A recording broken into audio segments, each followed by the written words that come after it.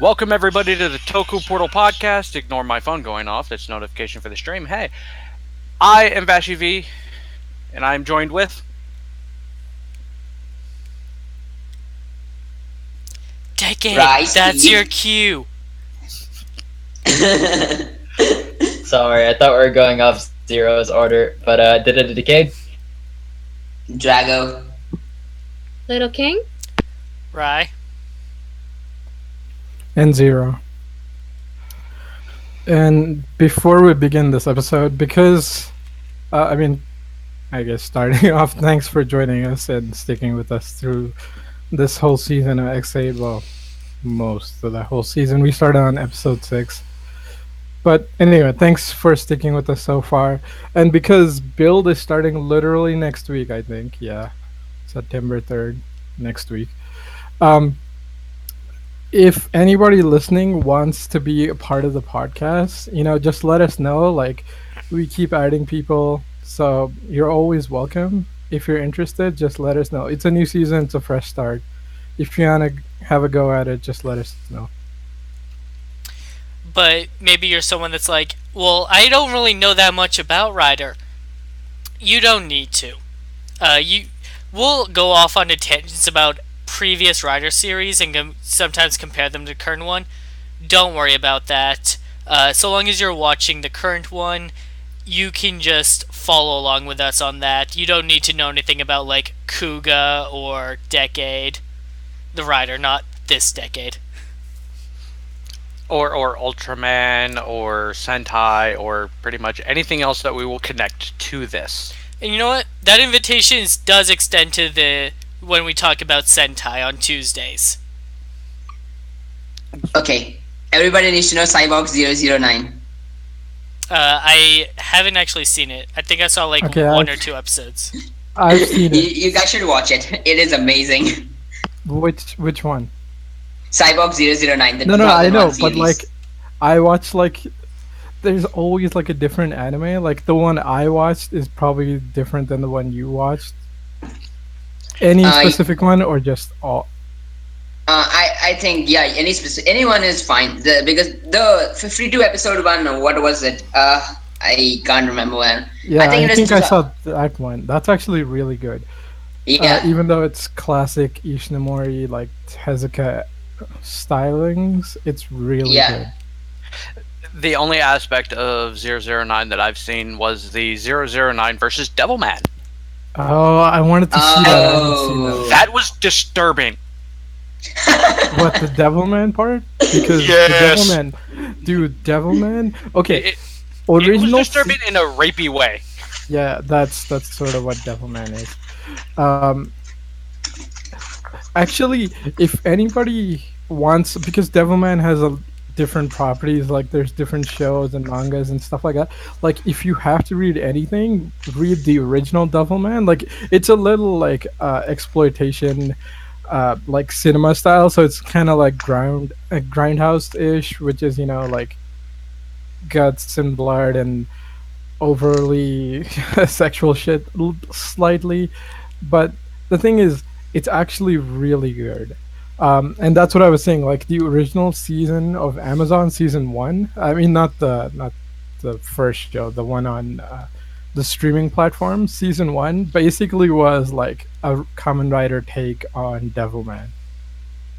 So Devilman's actually really good. I mean, the manga anyway. I haven't really watched any of the shows. Welcome to the finale of Kamen Rider Ex-Aid. For those of you who had no idea what what podcast this was for. Because, wow, we started that off on everything but Ex-Aid. We got all that taken care of now, though, at the beginning. So before we jump into this episode, I just have a question for everyone. When it comes to Kamen Rider, they don't always nail the ending. So just, in a few words, would you say that this one did? Let me Yes. think about that. Yes! Yeah. And it's gonna be nice that we're gonna have 3V cinemas after. So awesome. I would definitely say yes. I think the last time they nailed it was Blade. So yes, and I mean, because this to me, they absolutely nailed it. Hibiki had a pretty good ending. Not watch Tibiki, but mainly Okay. because I didn't understand how music and demons went together. And then there's that whole clusterfuck of a power up. So the thing about Hibiki is that it has like a natural feel to it. And then they did the whole fucking dumb power up thing. Zero? Yeah, I would say a really solid episode, really solid ending. Yes, definitely agree that Ryder hasn't had an ending this solid in a long time. Because usually what they would do is they would end like close to the end with a really strong episode, and then they add a couple more episodes at the end, which would be like, yeah, this is okay, but like it's not the strongest ending. And with that, let's jump into the episode. Picking up right where the last one left off, Masamune believes he has now won, as without Parado, Emu cannot henshin. Masamune henshins into Kronos, the normal version of it, but still has his sword and shield from when he fused with Game Deus. The other riders henshin to fight him, but they can't overpower him and are knocked out of their henshins. Dan loses another life, but doesn't respawn. Emu charges at Kronos anyways, but can't do anything. Kronos pauses and gets ready to execute Emu, but then Emu's eyes glow red and he's able to move in the frozen time. He punches Kronos in his buggle driver, knocking him back and undoing the pause. This definitely picks up on the we're in a desperate situation kind of feel that Rider series tend to go for towards the end. It was just completely unexpected to see Emu just suddenly start moving around when everything should have been frozen. Yeah, and I'm not sure if you guys have any theories as to why he could do that, but I'm totally fine with, yeah, we have some theories. I'm totally fine with there being no clear answer. It's just a decent moment of Emu being sick of Kronos' shit, like all the audience is, and he just totally demolishes Pause by punching his buggle driver. So yeah, I liked it a lot. Well, yeah, Emu punches Kronos in the nuts and doing the pause, so permanently.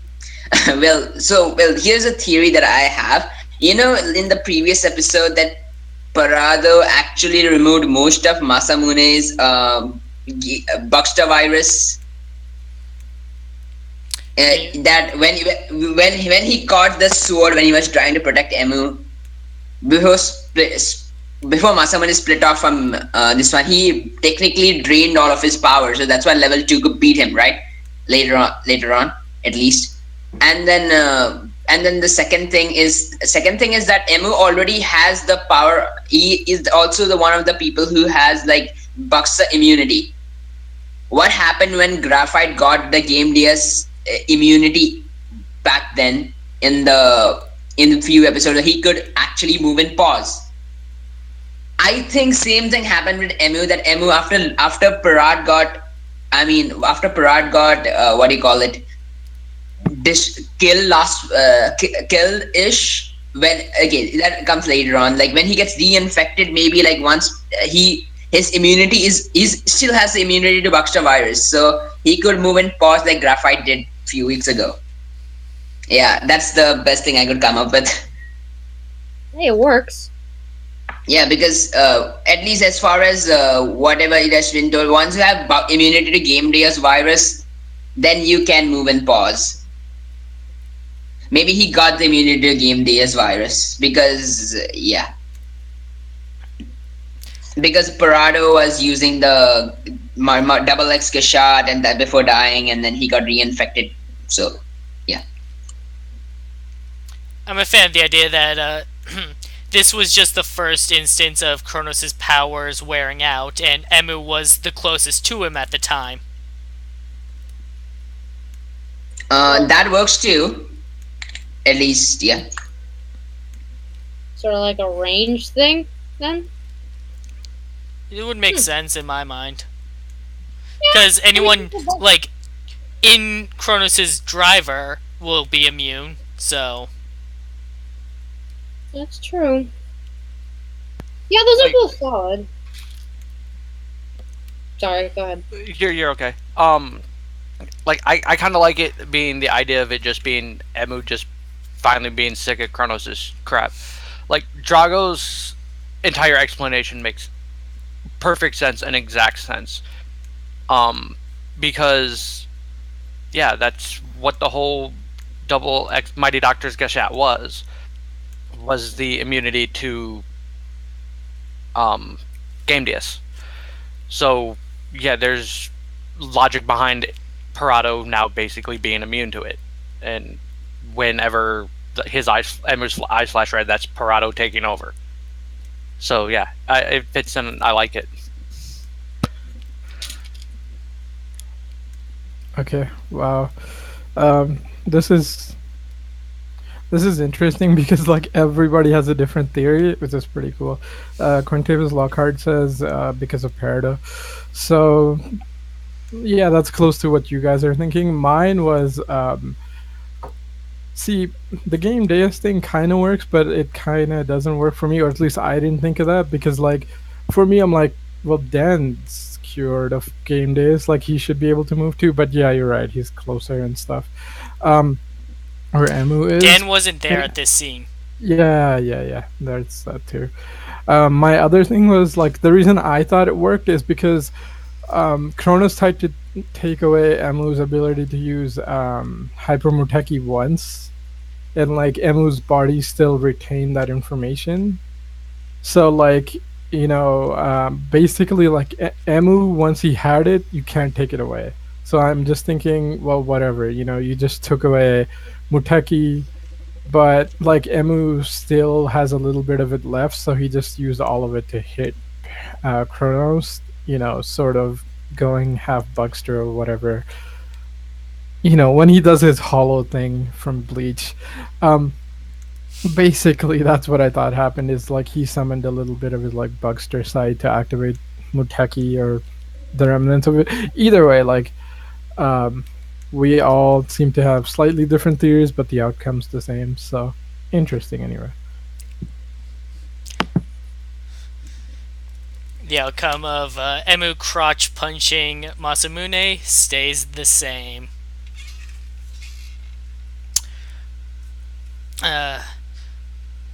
So the four riders henshin together into their level 2 forms and begin the final fight against Kronos. Kiryu does turn into his bike form, with Emu riding him for most of the fight. And when they henshin, we get this establishing shot that was literally the preview image for the series. Kronos attempts to use his finisher, but Dan respawns and interrupts him.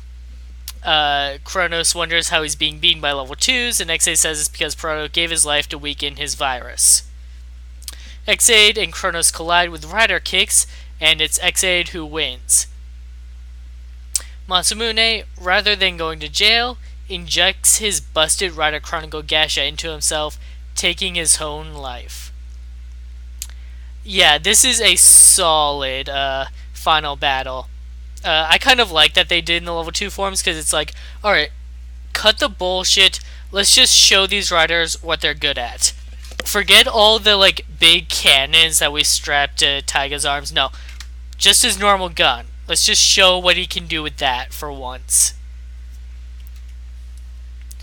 And yeah, the final rider kick collision, that's really good. Yeah, I've always liked how. I mean, yes, Taiga is just his weapon is a pistol, but he's always been very agile in close quarters combat too. So I like that we got to see more of that. Um, this wasn't really a problem for me, but I kind of thought of it like after watching that episode a second time. When did Kiryu get the original Baxo bike gashet so he can turn into a bike? Probably Or got do it you from think, Emu at any time. yeah, or I was wondering also if like he can decide whether he wants to be a bike or not with the new gashet, but whatever. It was still fun to watch him just driving around kicking Kronos' butt.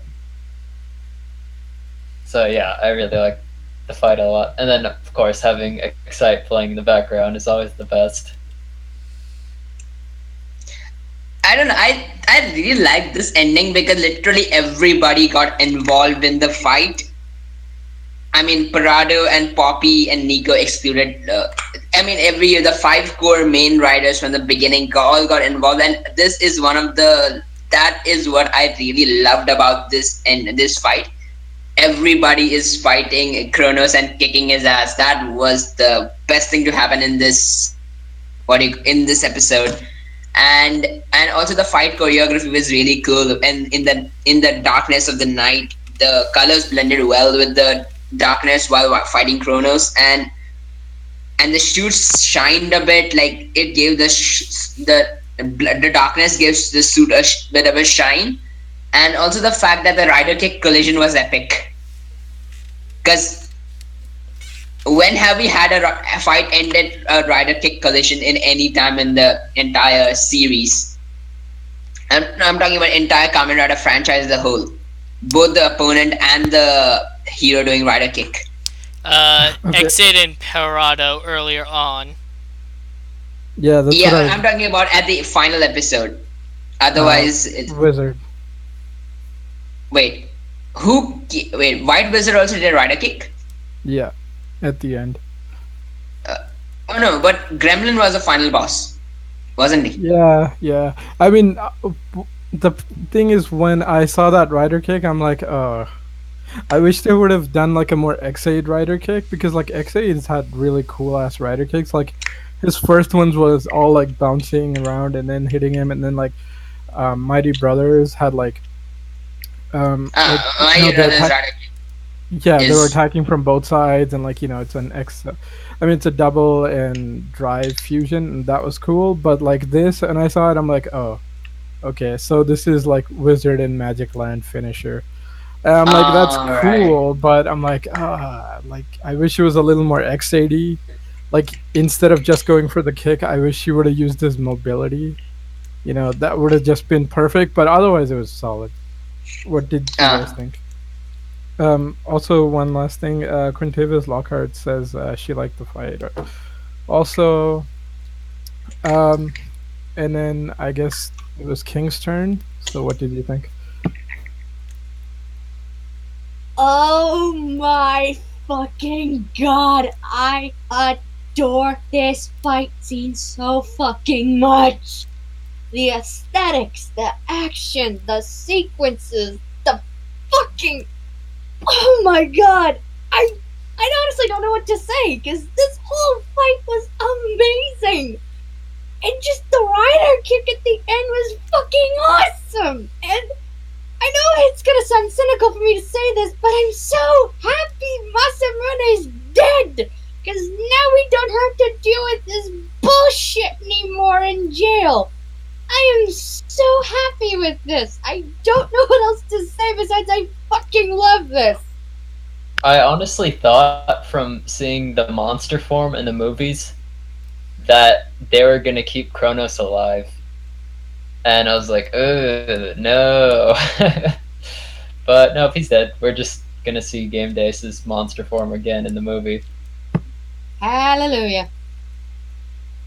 Like that was one thing I was worried about with all the trailers for the True Ending movie, was Game Days being around. Like, because I didn't want it to be this thing of, oh, well, we're not done fighting the bad guy, but we're just going to end the series here. So I'm really glad that wasn't the case here. This final fight, again, and at the same time with this, I was also worried that this final boss was going to be kind of a joke. After going off of, Kronos' powered up form with Game Diaz, and then having him downgraded to just basic Kronos. But it worked really, really well, and I was honestly shocked with it at how much I enjoyed it. Just everything about this fight, from the choreography to the music, like, I always love when they play Excite throughout the fights. It's fantastic. I love the Excite song so fucking much. The lighting, the camera work, the choreography, all of it was on point. And I loved the fact that they set up that fucking scene of all three of them standing there with Emu riding fucking laser from the goddamn opening of the fucking show was an actual fucking scene. I liked that. Because it was just one of those things. I'm just sitting there, as soon as it played, I'm like, wait, I know this, you motherfuckers. This series has been so good with like little shit like that, like stuff that you think is of no consequence turns out to actually be a thing. I enjoyed it. It's one of the things that I liked about this series, along with all the symbolism that they had throughout it. Okay. Yeah, that was really cool that they figured out a way to put it in the intro scene. Yeah, when I first saw it too, I'm like, it's so fucking genius. Yeah, that was great. One last thing, Quintavious Lockhart said that they wish that they were to use the robot gamers, like all of them, against Kronos. Oh, And the I'm ride like, yeah. players? No, I mean like the level 3s, I think. That's what they're talking about. Yeah. Gekitotsu, Doremifa, and Check Combat. Gekitotsu is dumb. Hey, it would bite Kronos in like the ass or something. What? Actually, thinking about it, I just want to see the Burger Time Dash at again. Yes! Yeah. That would have been awesome. I Just can't ketchup and believe mustard at 'em. I can't believe that suit was actually a one-off. They made that entire man. suit for one episode.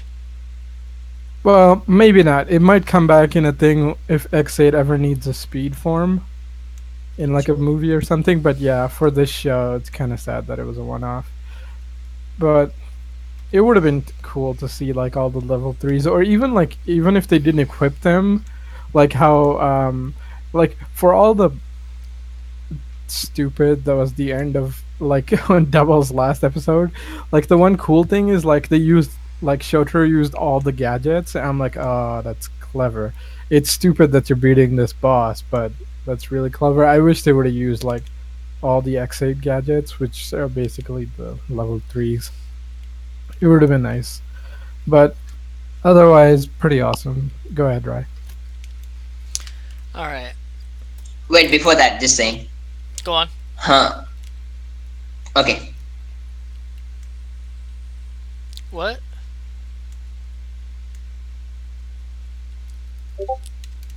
Okay.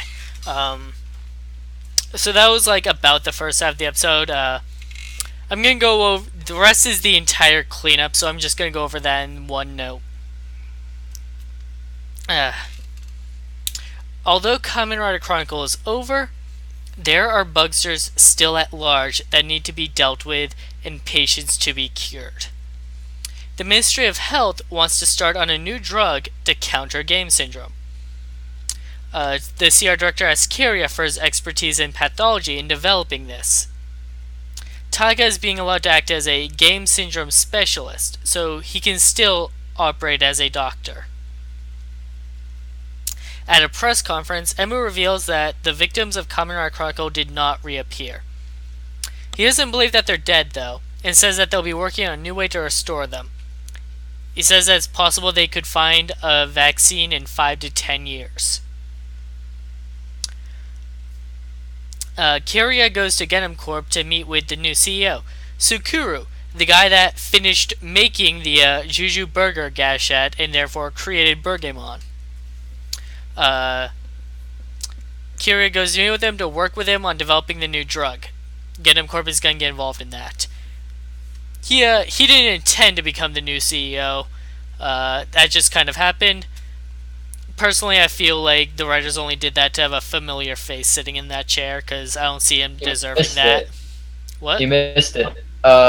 He says that, yeah, the new major stockholder wanted him as the CEO, and that new major stockholder was Nico. Oh yeah, I know about Nico investing in the stocks. Yeah, so she basically used her power to make him the CEO. I'm just kind of saying, like, I feel like the only reason they put him in the chair was to have a familiar face there, because otherwise he doesn't really deserve it.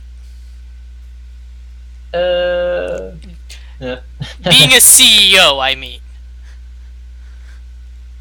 Because that is a lot of different responsibilities than just making a game.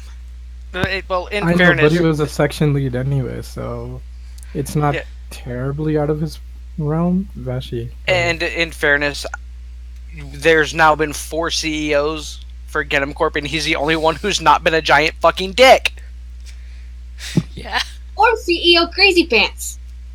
Yeah, they set the bar really low, so he just kind of walks right in. I mean, it's We're either that or desperate. You're hired. yeah. I was gonna say it's either that or everybody else is too smart to take that position because the Like, last 3 died. Nope. The last 3 got arrested or were killed, tapping out.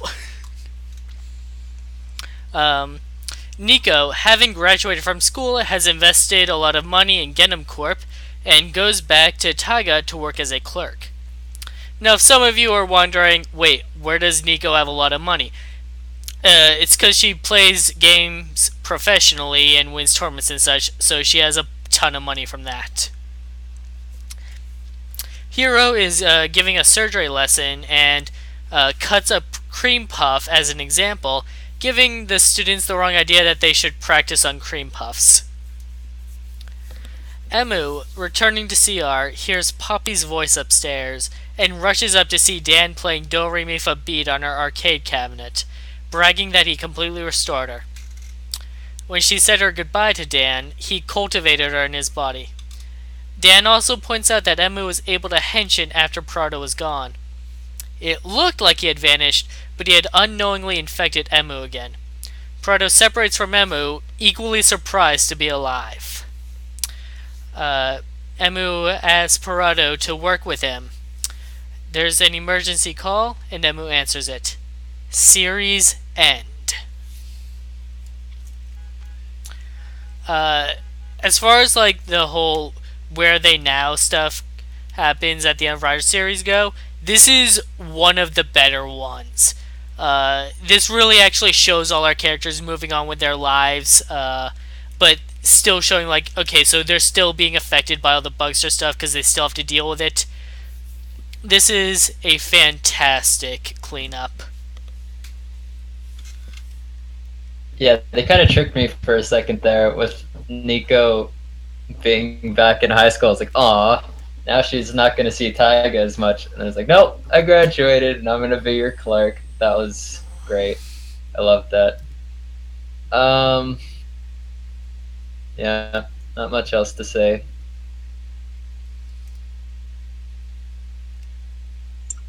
Okay. This was the ending that literally fixed every single thing wrong about there was a bit I was skeptical about the last arc. So yeah, here are the things happen. They treated the proto-gashats. Okay, the people didn't get revived. There was a lasting consequence of all the deaths that have happened. Everybody is gonna be turning into bugsters, and also the fact that they are gonna be treating the bugsters as like a different species now, which is fun. And then also the fact that the reporter was asking how can a data be live. That also raises a lot of questions in the setting of Ex-Aid, at least. So as far as and that was good that they didn't actually turn everybody back into humans. And also, and then the third thing is that the thing about the Emu going in the press conference and talking to all the people there, that was also a really good character arc for Emu. Like if the Emu from the beginning would not have been able to do that. Right? What's wrong? Oh, I was just zipping something up. Okay. So that was really good, and also and the fact that Tiger got his license back was great, and then the okay, the part where they are gonna now be making Buckstuff vaccines and game disease is actually still there. It's now an actual disease. Like it's not gonna be written off like a dude. Like once the villain died, the game disease is gone. It's not that way. Now it's an actual disease because it's a virus. It replicates. So everybody's gonna be infected now. Anybody who goes to extra stress, the virus will take over and new Bucksters will be formed. That is not going to go away. So to counter that, they are using vaccines and everything else so to prevent people from being dead again.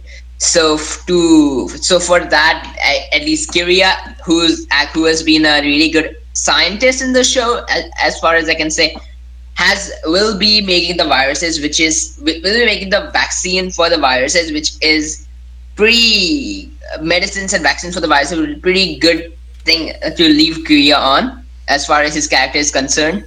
And also the fact that Kronos stabbed himself, so that was pretty good.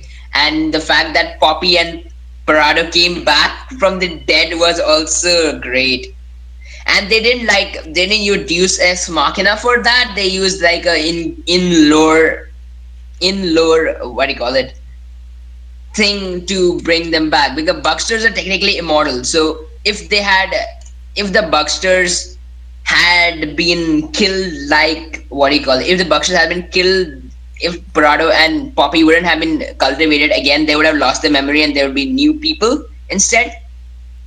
As far as Parado is concerned, he wouldn't be revived. But as far as Poppy is concerned, there would be if a different Doremi Buckster would be formed, and we wouldn't have the same memories as Poppy. So cultivating her and bringing back her again is a really good thing. That how the ending left off, and even Parado. So I'm really happy. Like how they revived Philip, and I was angry at the show.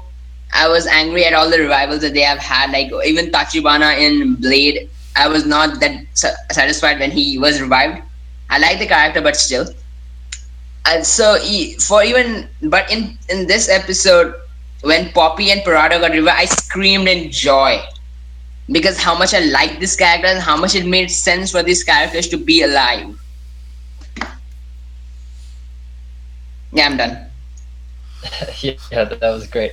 But another thing I just thought of that made me appreciate Kuroto's actor even more is right after Emu stands up and he's like, "Is that really you, Poppy?" And Dan's just on the floor. He's like, "Of course, because I'm God."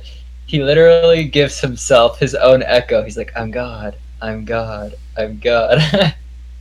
It's so hilarious. You guys should watch it again. His actor has just been great, and all the V cinemas are pretty much going to be focused around him, I think. Yeah. Based on that trailer, so yeah, looking forward to that. And also the fact that Taiga Nico ship, I wanted to sail.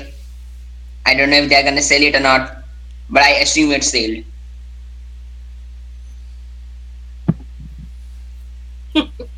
Well, thank you for that. Yeah, this whole half was just amazing to me. The press conference, like you said, that was really. It has shown how far M's come as a character. He's matured so much as a doctor and as a kid too. I mean, he's actually a freaking doctor now. He's not an intern anymore. That's amazing to me. I feel like none of this would have happened if he hadn't been, honestly. Not just the events of the show, I mean, like, him growing as a doctor. And Hiro, I adored. He's teaching now. I mean, it just, I love this so much. Like, Nico's a nurse now, which is perfect for her, I think. Taiga, they're all still doing what they do best as writers. And like you said, this isn't over. And I love shows that do that. It's like, yes, we might have finally beaten one of the biggest obstacles we've ever faced, but the battle's far from over. So you can expect to see us again. And I love that. I love that so much. And I was honestly crying when Poppy and Pallet came back because those two honestly do deserve to live. I adore the both of them. And they really, I feel like those two, after all they've gone through too, Poppy and Pallet, they've both really grown as Bucksters and as people too. So the fact that they both have valid reasons to still be alive, and the fact that they are still alive, I am utterly thrilled for. I am so happy about that. It left me wanting so much more, and believe me, when those V Cinemas and that movie comes out, you can bet your asses I'm gonna be watching it the second it comes out. And the last thing I loved, the game is forever. That was so awesome, and oh my god, I'm so sad to see it go, but I had so much fun. Like this cleanup was one of the best that I've ever seen. Like usually this stuff is dedicated to like half an episode and then a crossover episode, and even then it's still usually haphazard. This one was perfect. It left it open for the true ending movie because the Bugster virus isn't gone; it's still a thing. So the fact that that was left open, you know, set up the movie with enough of it to be, you know, believable and understandable. The press conference that Emu had, number one, that entire speech that he gave kind of choked me up because the emotion that he held through that entire scene was phenomenal, and it did show the growth that he's had as a character. Because the start of it, he was this clumsy kid who couldn't come back from his break on time because he was playing a video game. You know, now he's, you know, giving out a massive press conference over the state of things and explaining it to people the way that, you know, real medicine works. Like his entire explanation for vaccines and all of that he gave with statistics on how long it takes, that's all real. That's real information. That's how long this stuff really takes in real life. So I like that the fact that they tied that in. Hearing Poppy's voice was a nice little touch.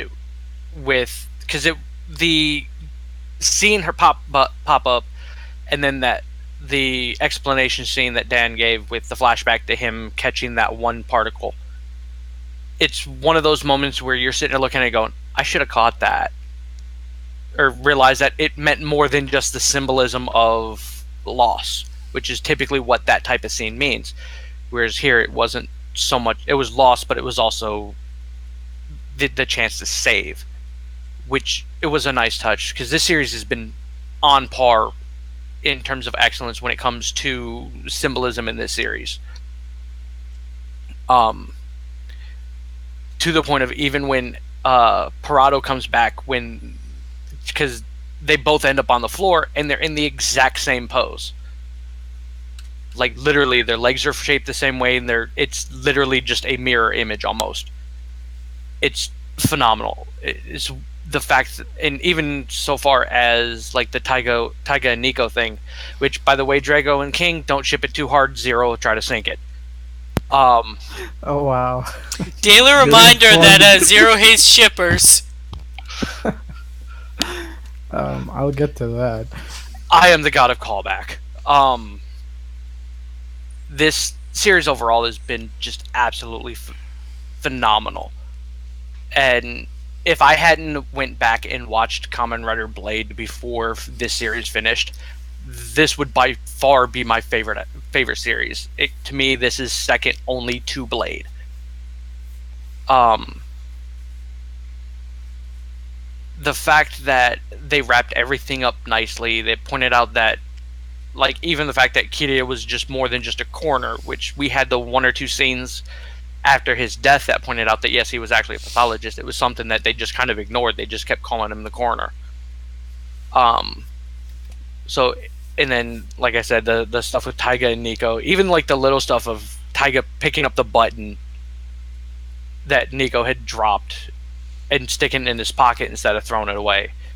It shows just how much that Taiga cares for Nico. And so it was funny when Nico shows up to be his clerk and he's basically going, "No, what the hell are you doing?" And they kind of fight about getting into the patient's room. That was a nice little touch. The uh the new CEO, it makes sense with the jokes that got made earlier about the bar being so damn low, and the fact that he's the only CEO who's not gone batshit insane Yet. yet. That may change by the true ending movie. He may go insane trying to bring back Burgermon. Maybe that chair is cursed. Yeah, it's infected with the Bugster virus.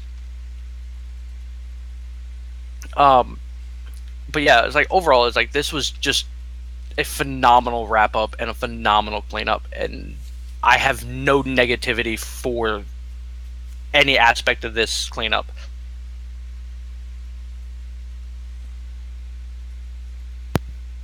Okay. You guys literally stole all the good shit. Actually, I realized I do have to make one point, Sure, and, sure, and it is to you, Zero. Okay. Because of this episode, you officially have to recant your statement from last week. Which is? The fact that they did not kill off all the Bugsters. Yeah. But there was no way of knowing. Right, and that's why I said you now officially have to recant it, because that Sure. was one of the biggest things you were pissed off about. Yeah, you're right. Fucking genocide. It kind of gets on my bad side. Who would have thought, right? Anyway, yeah. That's what I was gonna say too. Wow, I've asked you literally everything I was gonna say. Yeah, the way they fixed it, that like the Bugsters aren't all wiped out, is like, oh my god, such a great moment, because it's like there's no reason for them to be dead, and like, yeah, like Drago said, like, Philip coming back kind of cheapened Double, but like the Bugsters coming back in Ex-Aid works perfectly, and it makes the series better, because it's like, yeah, no, these guys are good guys. We want to see them back, and they come back in a reasonable way too, so that's good. Also, like first I'm like, oh shit, Kronos is gonna destroy his Gashette, so nobody can be revived again. But then they're like, their data is saved, so I'm like, well, okay. So Kronos just took away the easy option, and then they say like, yeah, we have to work like 5 to 10 years, which is how long it takes to actually develop medical treatments in the real world. Which, to be fair, actually kind of sold me on them coming back, because I'm like, yes, they had to actually work to earn this, not like, oh, we just did the Rider thing and like Rider kicked the problem away. It's like, no, we got to do the doctor thing now and like bring these people back. I'm like, oh, that's awesome. All right, I'll just do Contavious' thing and then I'll run down everybody. Contavious says that they liked it, but isn't this like the bad ending considering the movie is the good ending? But I'm like, no, the movie is the true ending, so it's just a continuation. They haven't been like the secret dungeon. Yeah, that's what I was thinking too. Well, the V cinemas are the secret dungeon. Whatever. Okay, the true ending is basically they have cleared all the trophies, and then now they are gonna go and beat the extra additional ending that they get. Like, how the last minute cutscene you get in some games. Yeah, that's what it is. Have you ever played the first Bayonetta game? After you beat the final boss, the credits start rolling, and then there's another boss battle, and then the credits roll again, and then there's another boss battle. Okay, I have played Bayonetta. I think I remember seeing this insanity. I'm It's not hard to 100%. miss. Yeah, but it's been a really long time, so I don't remember. Um, I was gonna say like Hyperdimension Neptunia or something because like every single game has the thing of like, well, you can get the good ending, well, you can get the bad ending, or like terrible, bad, good, and then like the true ending if you beat like every single thing and do like all the shit. And so that's what it kind of reminded me of. So like true ending, I guess, kind of works where it's like, yeah, it's this extra nonsense you have to deal with. Um, It's or- DLC. yeah, it's DLC. That's right. Curse you, Johnny Maxima. Johnny. What a Oh name! yeah. What a name yeah. for your movie villain, Johnny freaking Maxima. I know, right? And he's deploying ninjas. I'm like, it's a weird concept, but who cares? Um, whatever, man. Like this is Gameland CEOs. You're lucky they're not starting world wars just to get rid of their devil gene or whatever nonsense Tekken storyline has going on right now. Um, right, rundown. Okay. It's nice to see like Hero in more of a teaching role because he taught Emu. Now like he's got new people in CR that he's teaching, so that's cool. It kind of reminded me of like Zero. Yeah, Zero, just wait. I don't think they are in CR. They are most likely gonna be actual doctors. Oh, okay. CR is still going though. Yeah, but yeah, CR is just Oh, Emu okay. and other people. Yeah. I guess I mistook like they had that purple logo for the hospital. I thought that was the CR thing for a second, but I'm like, oh yeah, you're right. They're not. They're just surgeons or whatever, which is still cool. Shows what Hero's gonna do, or kind of gonna do. I mean, it just reminded me of Zero from or Ray from Garo's first movie, the one with the arrow, and then fucking Kamen Rider Saga shows up. Okay, yeah, that's the that first one. one. Yeah, where like it goes throughout the movie, and like he's fighting alongside these like lesser knights or lesser Makai knights, and then like at the end it looks like he's gonna get like a disciple or something, but they don't. I was like, oh, that's sad. I wanted to see how that would have gone, but like, whatever. He's got two miniseries; they're pretty solid, so that's cool.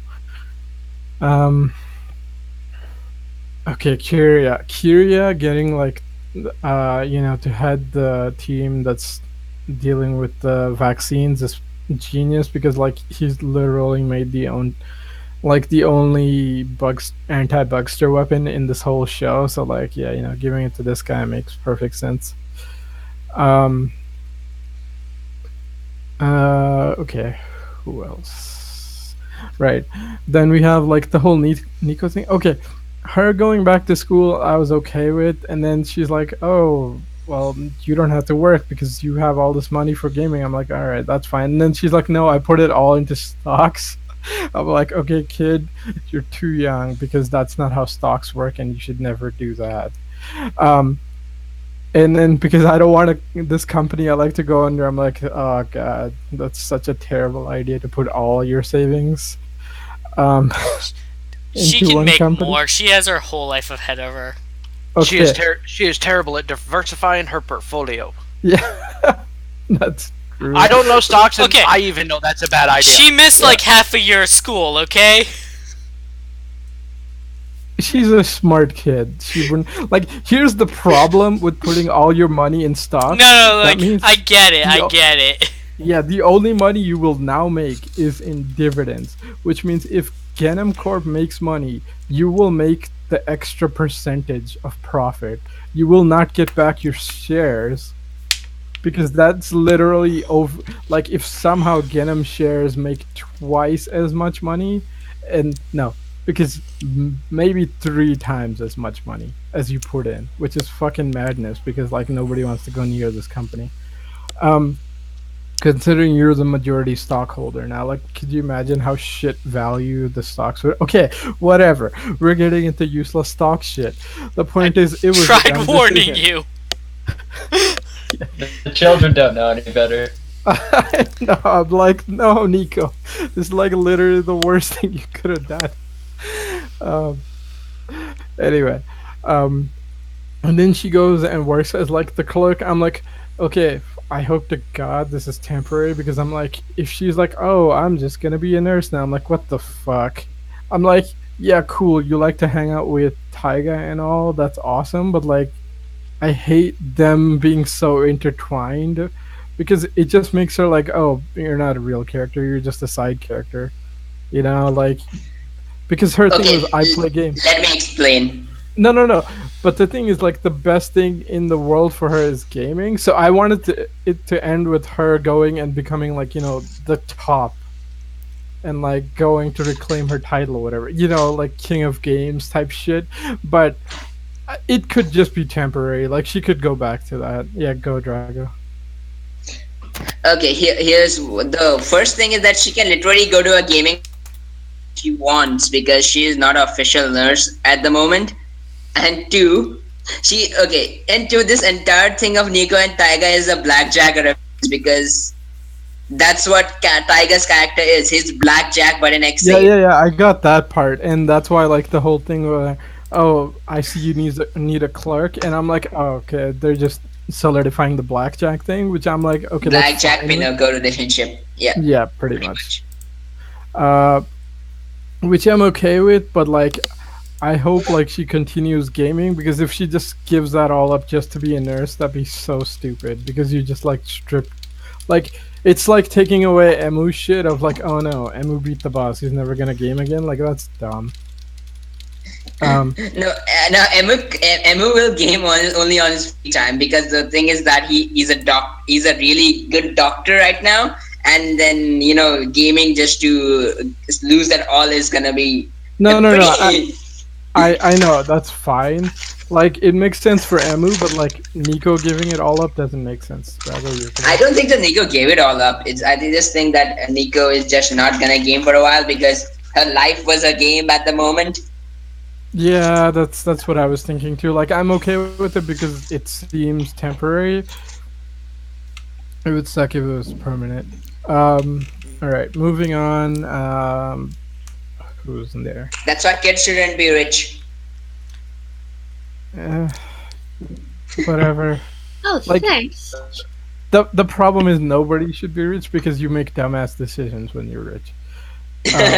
Unless you have so much money that throwing money away is not a problem to you. In which case, fine. You're still stupid, but you have so much that you can afford to be stupid. So unless you're Tony Stark, Bruce Wayne, or Scrooge McDuck, you shouldn't be rich. Yeah. Well, like, like media rich, like in shows and stuff. Like real life, it's questionable.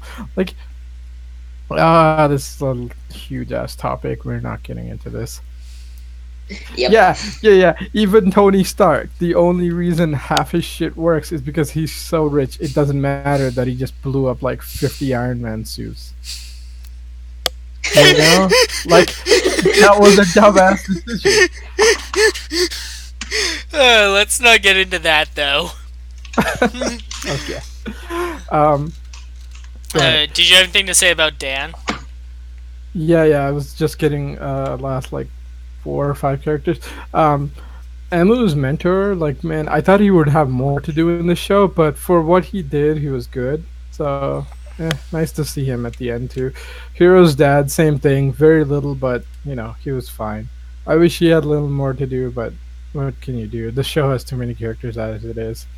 Um, and Dan's fucking great. I also like that it looks like a couple weeks have passed because like it cuts to him when Emu's doing the press conference and it's like, okay, you see Emu's grown and stuff, and then like Dan's locked up, and then it cuts back to like, oh, Poppy's alive, and then Dan's outside. So I'm like, all right, it took him. It's got to be a couple of weeks at this point because he had to like figure out how to get Poppy back and all that. Plus he's outside, which means like the health ministry would have agreed to let him go because Poppy's alive, so she can contain him. So that's a good solution for that mess. Well, until the V Cinemas rolls around, then we'll see what happens there. as for Poppy coming back, I was like, oh, it's so happy. I also love like the first thing you hear about her is like her catchphrase kind of, and then like Emu runs up like an idiot and he falls, and I'm like, you know what? I'm gonna let it slide because at this point that fall actually kind of made sense and it was perfect. And then um okay, and then what happened was Peridot comes back like it's a little convenient that he came back at that exact moment, but it's been a couple weeks. Plus, we're trying to end this damn show, and we know he's alive because of the V cinema. So I'm like, whatever, man. We just don't have the time, and so I'm fine with him coming back. Plus, Vashi noted the like mirror thing that they did when they came back, and that was pretty awesome too. And the last thing is like Emu, which is like, yeah, he's really grown throughout the series. Like this final arc, he made a couple of dumbass decisions, but fuck it, he was perfect in this episode. And you know what? Like, if this is how you want to end your show, this is one hell of a good way of ending your show.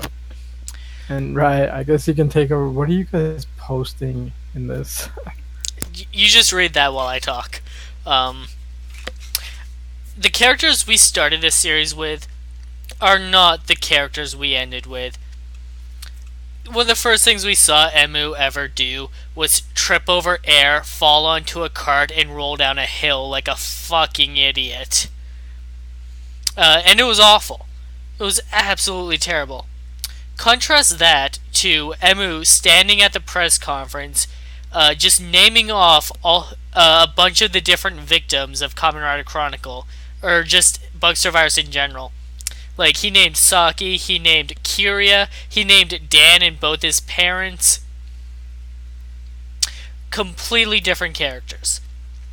Taiga himself, who was all about, I'm the only one that's needed. We had that whole thing where, like, yeah, he was trying to do everything himself, and now here he is like, okay, I'm willing to accept help. Particularly, I'm willing to accept Nico's help. He found someone that he was willing to get close to. Even Nico has changed. From her first appearance of just treating everything like a game, to now, alright, actual people have their actual lives at stake here. I should actually help them. Hero changed a little bit. It was a little unclear, like, how he was feeling about Saki. Like, okay, he didn't entirely get over it. And then when they first killed Graphite early on, it's like, this didn't make me feel better. Now he's just like, okay, no thank you to more tears. I'm not going to mourn about this anymore. I'm just going to look towards the future. Either I solve it or I don't. Kiria stopped lying, seems like. He felt like, in the beginning, he felt like he had to lie just to get what he wanted, because he felt like people wouldn't help him if he tried telling them the truth, and he kind of learned that lesson early on, but so he hasn't changed too much in the final arc, but yeah, he was dead for most of the series, so what are you gonna do? Dan didn't really change too much. He just dropped the facade of being a rational, insane person. Now he's embraced who he is. CEO Crazy Pants. Except he's not CEO anymore, and Yeah, he's been taking that pretty well. Yeah, you're right. He's just God now. Yeah, he's God Crazy Pants. Completely different character. So yeah, it's nice to actually look back at the start of a series. Yeah, man. Didn't you read the kanji? Completely different character. Okay. Okay, that was like the worst. For old time's sake, I had to throw one in there. Okay, keep going, right? I was just saying, it is really good to look back at the start of the series and be like, yeah, these characters actually changed. You can't say that about a whole lot of Rider series. So yeah, that does actually make this ending a lot better than I initially gave it credit for. Drago? No, continue. I was gonna move on and say that I'm going to miss Ex-Aid. It is the best Rider opening we've had in years. Like I can't I think will. of. Oh, Okay. I'll go further. It's the best Rider opening, ending, and insert theme we have had in years. yeah, I was about to say like it's also like the best insert song. It was the ending theme for like an entire arc. I'm going to miss this going forward. And Yeah. Build, you have a lot to live up to with your opening. Don't fuck this up. Isn't the build opening already revealed? Like it's If No, very if it, no. it's very faded. I was gonna say if it was, I haven't heard it. They've been playing it in the trailers though. That's what I was thinking. I'm like, yeah, I'm not feeling it. It's like Uh. a slow kind of like sappy-ish song. I think it'll work, but it's definitely not gonna be Ex-Aid. Don't you fuck with me, Build. I wish Build has a lot to do compared to Ex-Aid. Yeah, because holy shit, Ex-Aid was. I would go as far to say that it was almost as good as Cougar because of this ending. Yeah, this ending fixed a lot of the fuck ups that was this final arc. Yeah, ending fixed. Okay, like you never knew like what is gonna happen. Standard. We thought that like, the last arc was gonna be standard rider, which is why that I had the skepticism of like they're gonna make everything fixed. They're gonna fix everything actually, which logically it shouldn't fix everything. But they did. Thank God they didn't fix everything with the rider kick. I am so glad that everybody's still dead-ish. That everything mattered in the end, and Yeah, like, nobody's gonna be turning back to human from the Bucksters anymore. yes, that's so good because I was like, because it didn't make the writers like it didn't make the writer click a magic wand. That's basically the best thing that it did. Where it's like, no, these people have to work really hard, and what they sacrifice still have meaning. And like this new life forms, they have meaning. Like, the world's not gonna be the same going forward, and that's always the better writer shows where it's like they have weight to their ending, and Ex-Aid really did a good job. Um, Yeah. it's almost like, yeah, man. Like Ryder has this problem of like, okay, Sentai has this problem of their damn final episodes all being the same, where it's like, well, what are you gonna do? We're just gonna have this giant beam battle with the final boss, or lately anyway. Whereas Ryder has this problem of like, oh shit, we gotta end it. We ran out of budget. Figure out somewhere to end it, and so they don't usually end up being great, especially because they gotta like stall for other series from time to time. But like X8, solid. Like even Kuga's ending is nothing compared to this. Kuga's ending is terrible. Yeah, it's pretty. Yeah. garbage. I mean, like we could go down the list. Like Kuga's is terrible. Well, I parts of it. Like the actual fight is shit. The fact that like, oh, Kuga lives, that's cool. But like, if you were like, you have to remember when Kuga came out, it would have just been like one and done, and there was no Heisei Rai. So like, showing that oh, he lives. That's a happy ending, and that's sort of why Agito, because Kuga was popular, had to be an alternate universe because like if they said it was the same universe as Kuga, there's two problems. It's like one, where the fuck is Kuga doing all this, and two, it ruins the happiness of Kuga, which is like but all Agito of was the the stuff. same universe. The Yeah, Yeah. the G3 literally exists because of Kuga. No, Yeah, I know. you should read the Kuga manga. I think chapter 1 has come out, and it has like some of the things that tie into Agito. Yeah, okay. And as for where Uh, Kuga was, not in that particular city. Right. No, but what I meant is like in Agito, when they were making Agito, they specifically said no, this is an alternate universe where it's like one version of Kuga happened and then Agito happened from there. Where it's like the Agito show is a different time. Oh, well, until like Decade fused it all together. Like the whole reason Agito and Kuga were in different universes is because they didn't want to ruin the happy ending of Kuga. I wouldn't see how that would ruin the ending of Kuga, actually. Yeah, because Well, Kuga is done. He's been through so much, and since there here's are the other. here's the thing. We've had 17 years of Heisei Rider. Like when they were making the next show after this great insane show that revived the franchise, I don't think that's what they were thinking. They're like, Um, well, okay. One, we can't keep this shit in that much continuity because we're not getting these actors back. And two, it's like, well, if we put it in the same continuity, where is Kuga during Agito? Anywhere And three, else. no, I know, but like that's what we're used to. But like Japan wasn't used to that shit because the original like Showa continuity, they were on timeline, and like because it's like New Who. Imagine if like every season like the new Doctor showed up and they're like, yeah, guess what? None of the old companions ever show up again. Like none of those stories really matter. It's like it'd be so hollow. Uh, because Uh, you want it to be connected, right? But like yeah. the problem with Agito was like they couldn't keep it connected, so they're like, this is what we have to do. We have to say it's an alternate universe because one, we can't write this well. Two, these actors aren't gonna come back.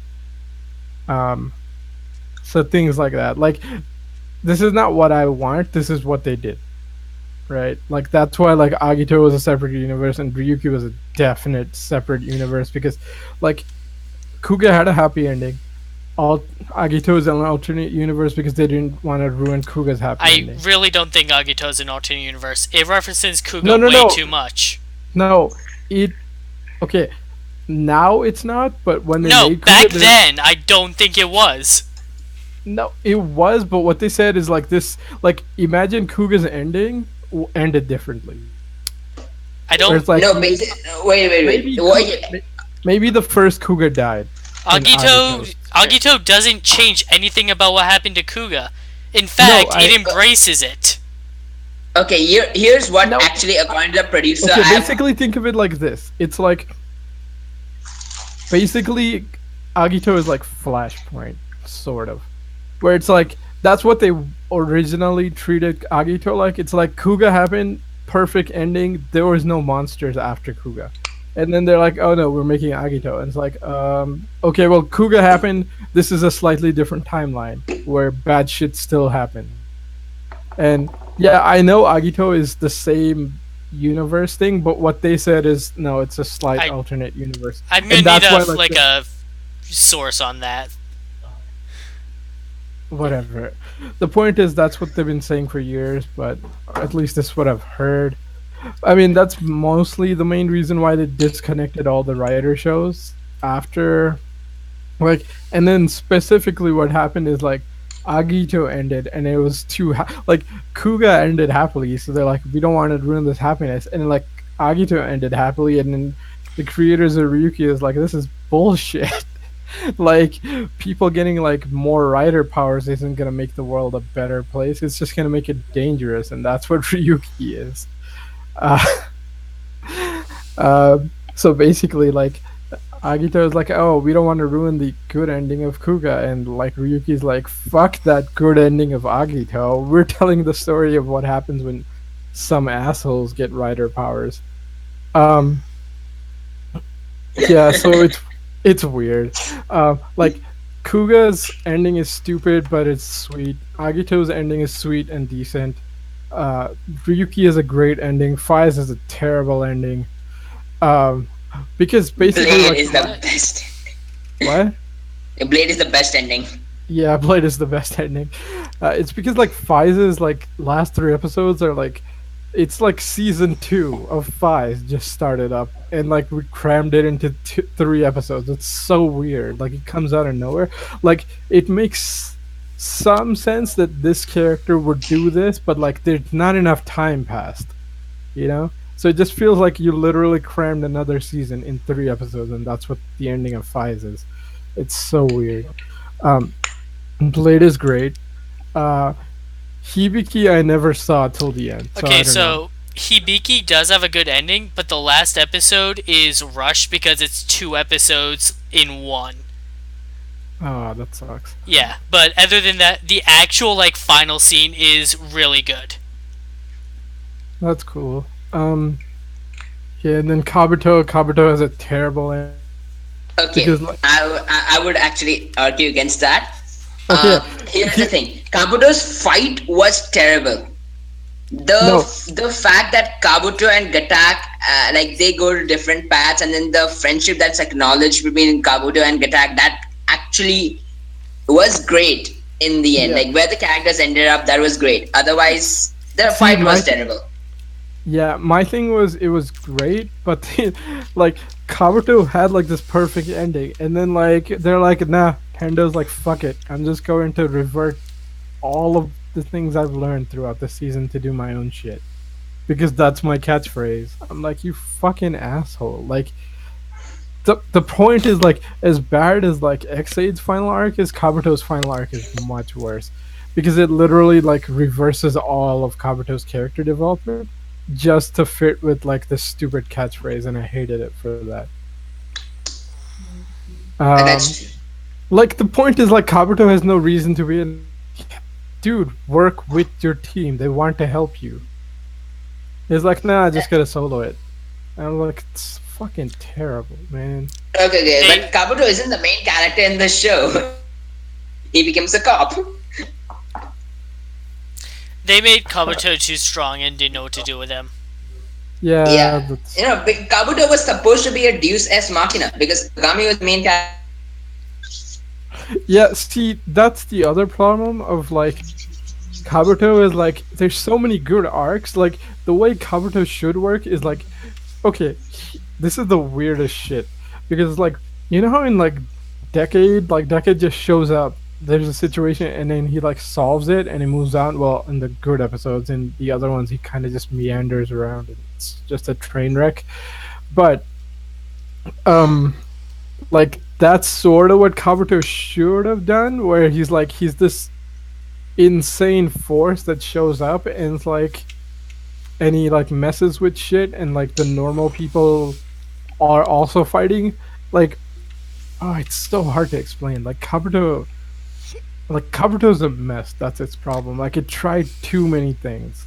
In and the second it half. didn't- Like Yeah. the first half of Kabuto I- is really good. The second half is where it falls apart. Yeah, like every single thing they added, it was no, we weren't. It's like, oh, this show's about this thing and this thing and this thing and this thing, and it's like, dude, you added like 10 things. Can we stop? It's like, no, we're just gonna keep adding. Okay, with the Kabuto second half, the one episode my favorite episode is the Iron Chef episode. That was Oh amazing. god, that's fucking terrible. What the fuck was the point of that episode?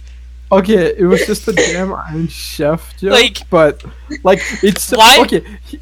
Yeah, go ahead. Why I love the was episode. why was that character, the judge for the cook-off, just there?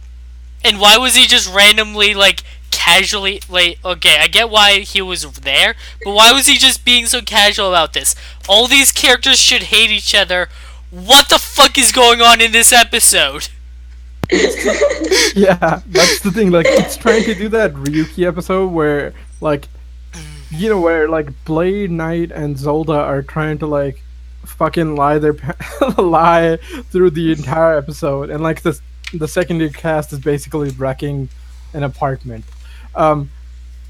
That that works because it's so over the top, and Ryuki works perfectly. In like Kabuto, it's like it's a funny episode, but it's so out of place.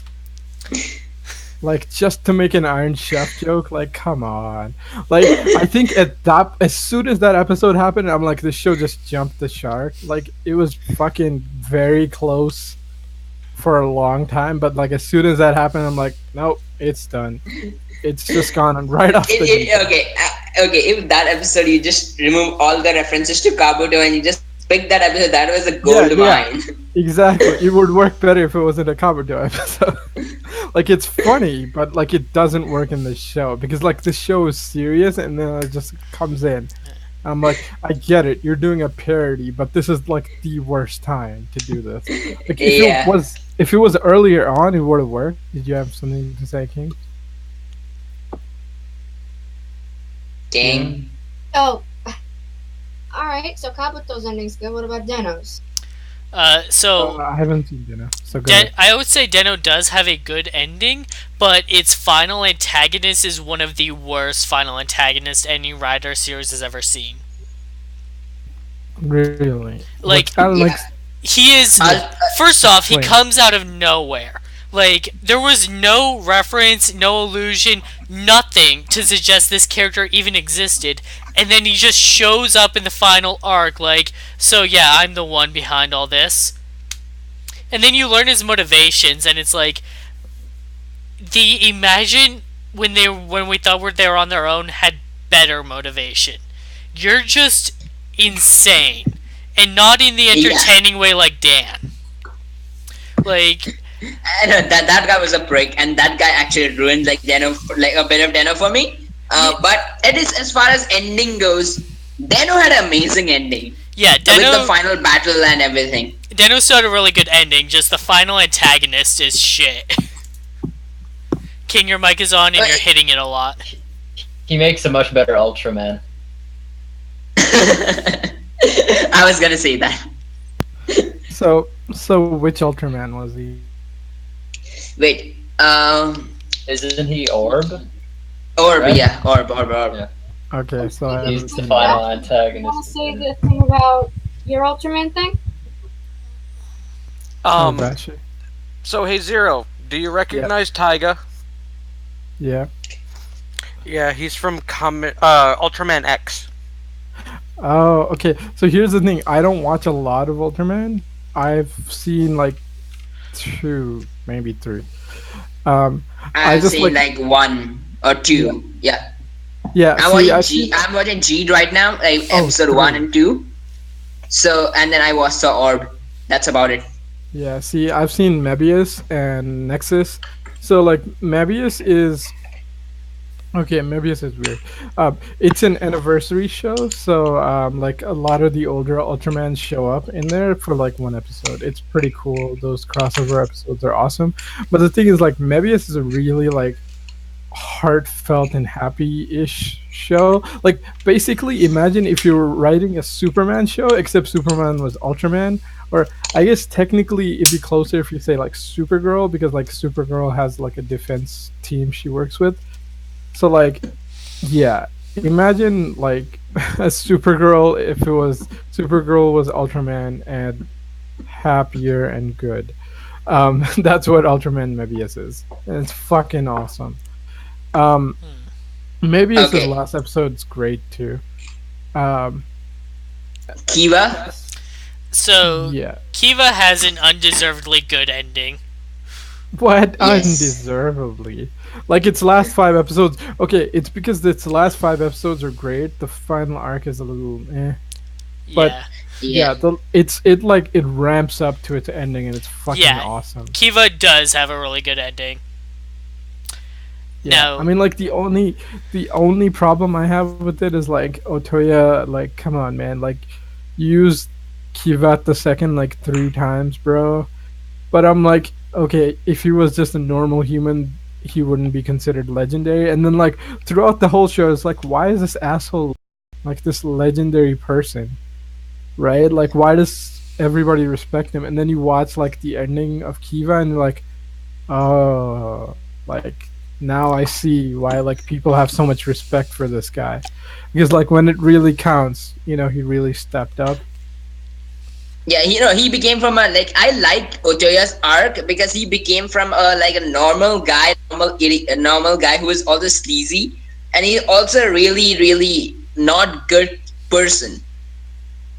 But from there he progresses to become a actual rider, like how a rider should be, and that is what I love about Otoya.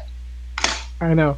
Like Otoya is my favorite in Kiva also, and yeah, basically he starts off as pretty much like a playboy, and then like by the end he's this like he doesn't change to become like this super goody two shoe type person, but like he changes and shows like when things really matter, like he steps up and he does the right thing.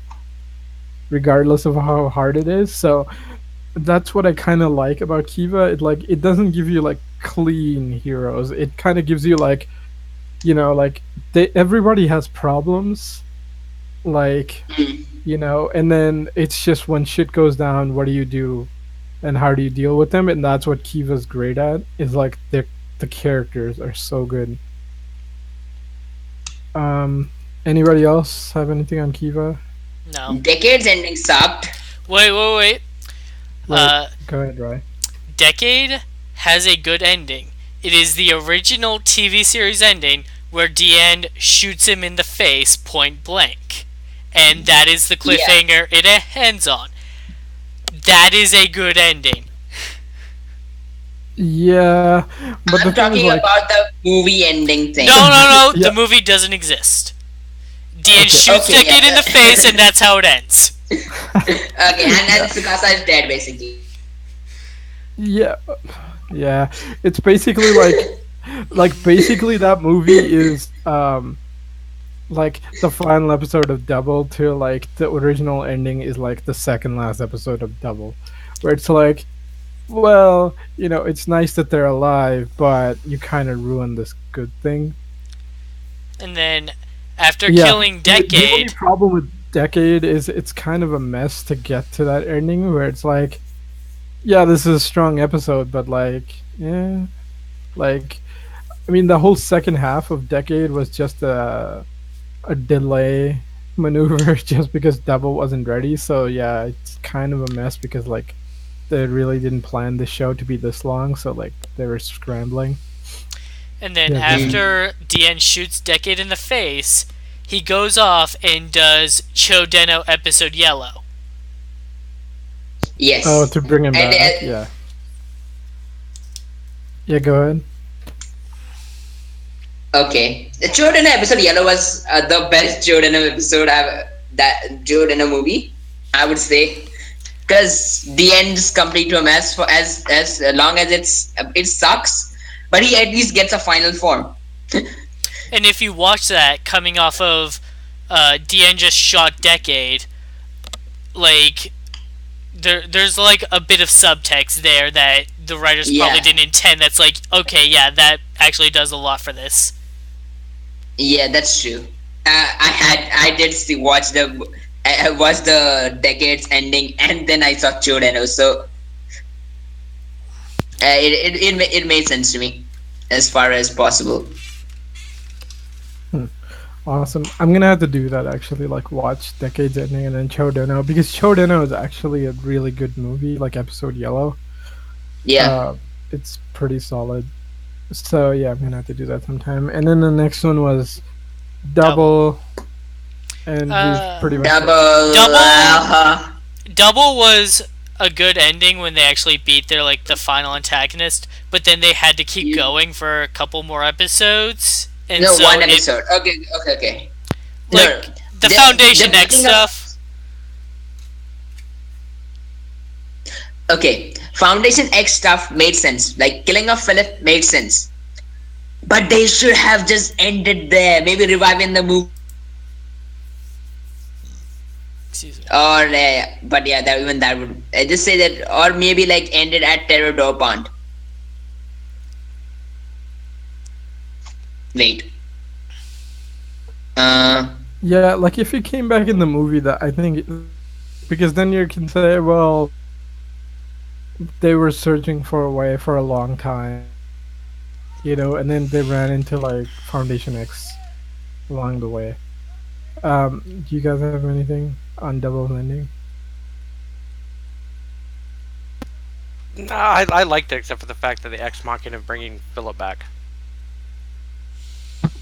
Yeah, it was a bit dark, to be honest, even though he did get brought back because his sister literally just committed suicide. ex machinas herself out of existence. So, yeah, it was interesting. I'm in the minority of actually liking the final episode, so I'm not going into that battle. Okay. I liked it. It's not that the final episode was bad. It's just that they're bringing back Philip cheapened the final episode itself. See, The- my problem was like we worked like so hard to keep his sister alive. I'm like, okay, it would have been a bittersweet ending where like Philip dies, but then like, he worked really hard to keep his family alive, and then like, nah, fuck it, Philip's better. We're just gonna bring him like back, and I'm like, that's such the bullshit. final episode of Double is good. It's just if that episode didn't exist, it would have had an even better ending. Is the thing. Yeah. But it is a good final episode. But I choose to delete it from my double collection. I always delete it. And I even in the rewatch, I just saw the second last episode, and I ended it there. Didn't even watch the previews. And it did give us the double manga, and it'll be interesting Yeah. to see where that goes. That is the reason why Double doesn't have an ending anymore. Yeah. So the manga is pretty good. You guys should read it. I will. Moving on to O's O's. Yeah, O's has a okay wait. O's has a really strong ending. yeah. O's ending is fantastic. Yeah. O's ending, like, but they actually didn't bring Unk back. Wow. Like I Ankh cry was every time. Ankh was supposed to Yeah. be like the final antagonist, but he was so popular they rewrote him to be more of an anti-hero. They changed the ending just because of how popular he was. Which I actually like. I like the fact that Maki was a Maki, and then like Uva, the one who wanted to survive the most, was was killed, and then Maki became the final boss, and then he got killed as well by Oz and Unk. And Unk died. Oh my god. The way the Aegis actor is trying to grab the medal to just save Unk, and then it breaks. Ugh. That gets to me every time. And then Forze. Oh, Vash, did you have something to say? No, just that I loved Oz's ending. Uh, I really did. Forze's ending was par for the course, I would say. Par for the course, I that's was my favorite final. The Forza's ending was weird. It was the same thing as, what do you call it, Philip's the ending, Philip getting revived thing, but with Kengo, and I didn't like that either. Okay, honestly, I'm having a bit of trouble remembering the Fours finale, so why don't you just tell us why you like it so much, King? Yeah, go ahead. Okay, so I understand the Kangol thing's a bit of an ex machina thing, but I still love that. Just, it shows so much that the characters have grown and changed, and that their lives are basically shit now because of this guy, and they have to kill him by any means. But like the letter scene, small, and it may have been insignificant when he came back, fine, but it was a scene that is one of my personal favorites in Toku, because it shows just how much all of them have grown. Like Jake, he used to be like Kiria, and now he's honest and he does what he loves doing so much.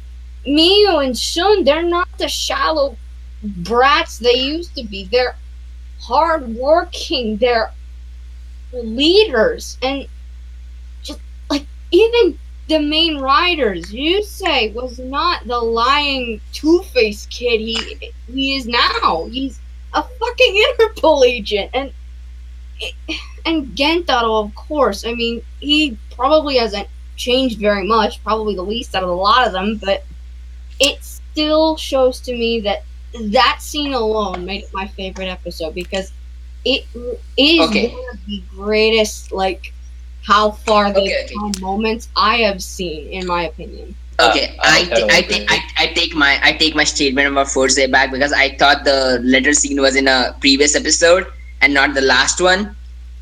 And yeah, the letter scene did get to me a lot. And then that letter scene was cheapened by Kengo's revival, but Otherwise, it was a good episode, but I didn't like the Forza as a series. I liked it, but it's not that great, and it didn't feel like a rider to me at that as was. But it's still Kango revival, and then the how the final fight was just pushing the limit break again and again instead of straight away going to Cosmic and killing him, which was that was my least favorite. At least as far as Neo Heisei ending goes, that was my third least favorite ending ever.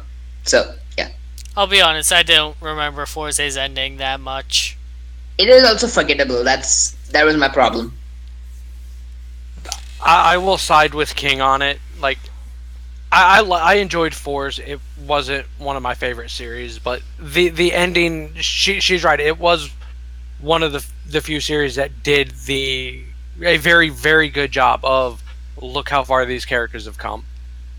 I'm Yeah, with you. that's And with I watched it during high school, so and with in terms of Gento's growth, it wasn't so much at his growth as a person. It was just how much he came to be accepted and liked, yeah. true. which was pretty much the entirety of his fucking character. Is I'm gonna be friends with all of you motherfuckers, whether you like it or not.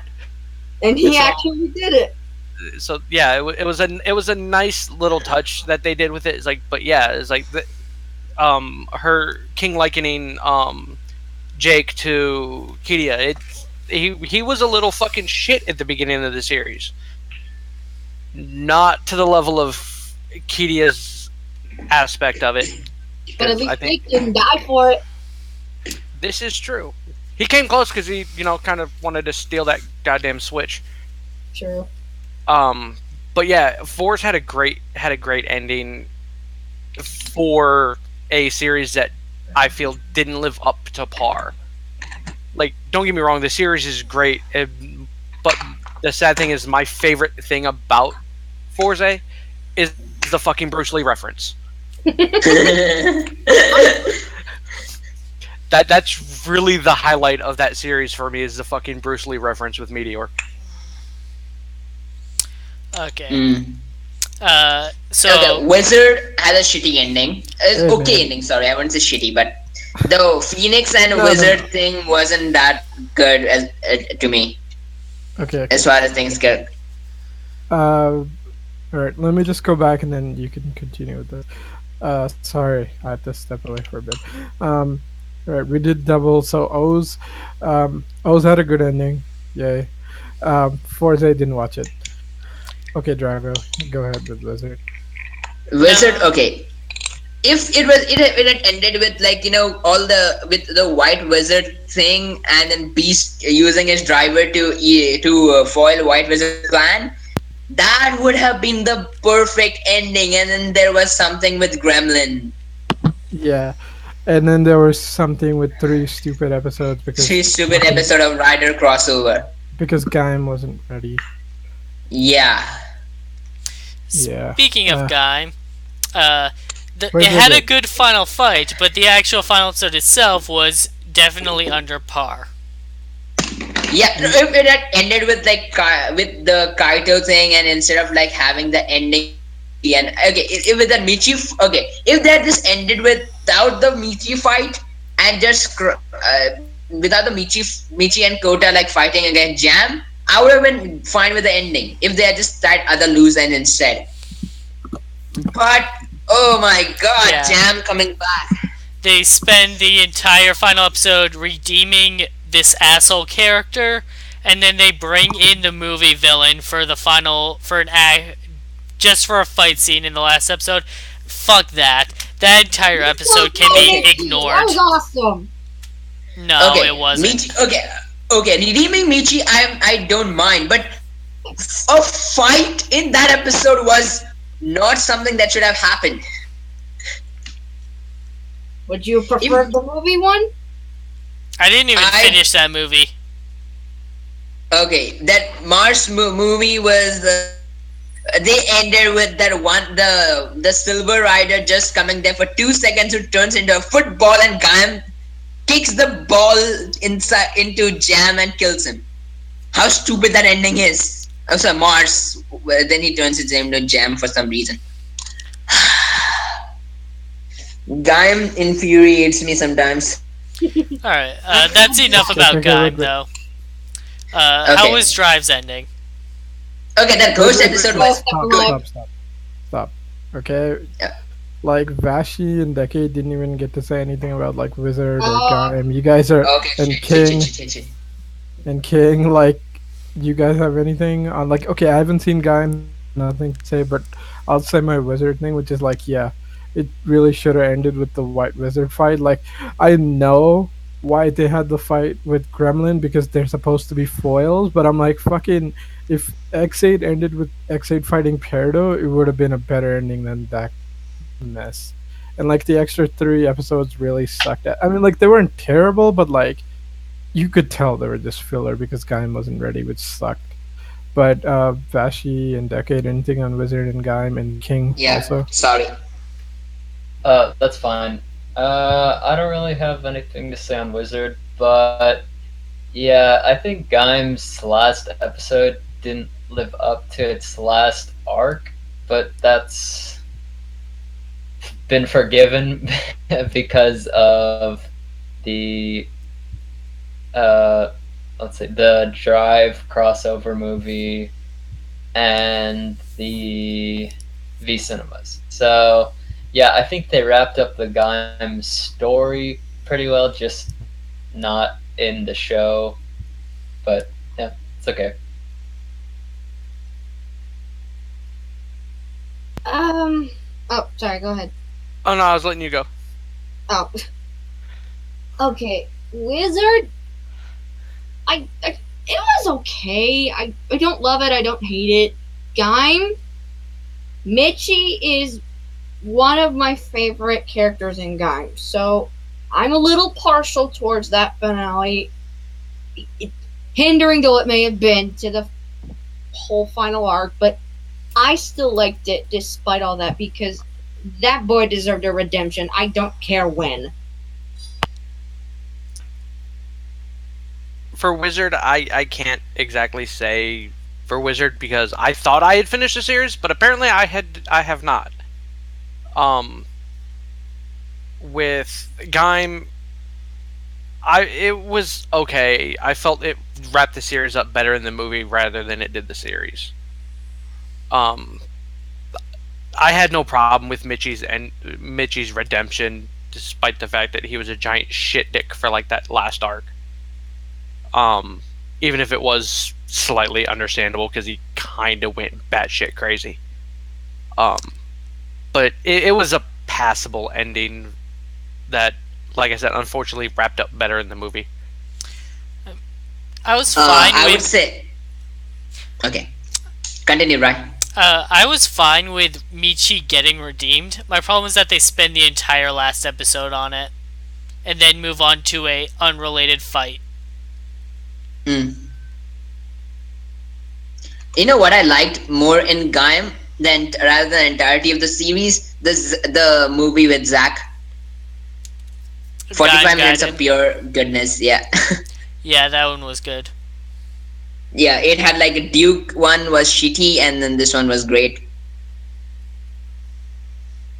Uh, if everyone has Eh, said they're full of Gaim, how was Drive's ending? I haven't seen it. It was just a crossover with X8. I mean the Ghost, final ghost, ghost. Okay. Yeah. It, Coast.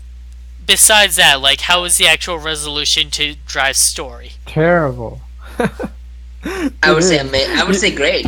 No, I mean like you know how okay, the problem is for Drive's ending to make sense you would have to watch Kamen Rider 4 because like like you know how we were bitching like what the fuck, why did you kill off all the Bugsters, right? Like that is literally the ending of Drive, where it's like, what the fuck? Why are we just fighting and killing off the sentient species? And it's like, okay, I can kind of see like Hart has a thing where like he might be a little angry, but like this is really forced. Um, Yep, that's true.